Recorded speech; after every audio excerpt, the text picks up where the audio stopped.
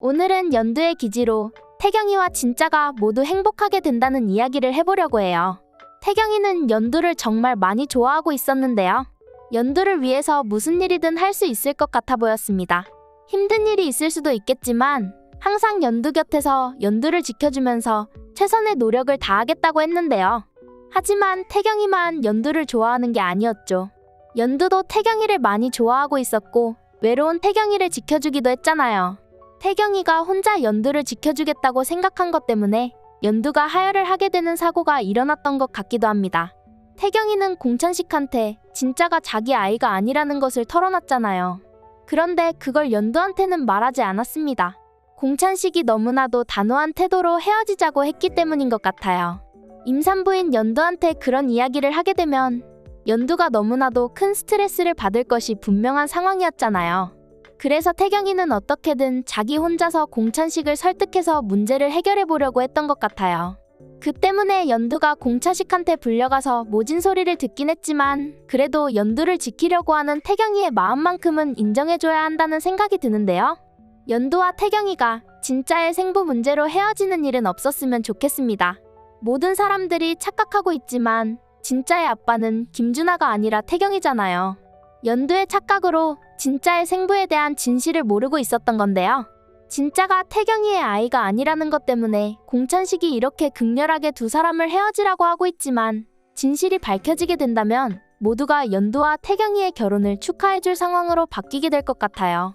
지금은 진짜의 친아빠에 대해 오해를 하고 있는 상황이기 때문에 정말 답답한 전개가 이어지고 있지만 결국에는 연두와 진짜 그리고 태경이가 행복한 가정을 이루는 모습으로 막을 내릴 것 같다는 생각이 듭니다.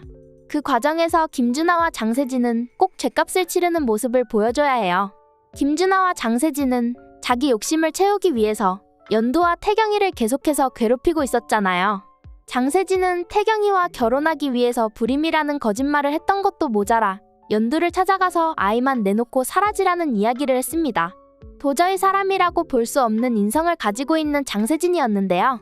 김준하도 자기가 장세진이랑 바람을 피웠으면서 연두가 태경이와 붙어먹었다며 화를 냈었죠. 그래놓고 이제 와서 장세진이랑 작당 모의를 해서 태경이와 연두 사이를 갈라놓으려고 악성 루머를 퍼뜨렸는데요.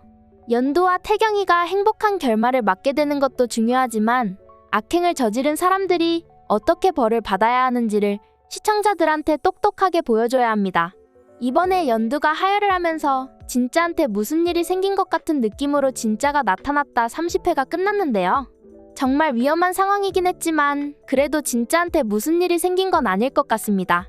진짜를 지키기 위해서 연두와 태경이가 정말 많은 것을 포기했는데 이렇게 진짜가 떠나버린다고 하면 너무나도 가슴이 아플 것 같은데요. 거기다가 진짜는 자기 친아빠가 태경이라는 것도 알리지 못한 채 떠나게 되는 거잖아요. 진짜가 나타났다라는 제목에서 말하는 것처럼 진짜는 사라지지 않고 꼭 나타날 것 같다는 생각이 듭니다.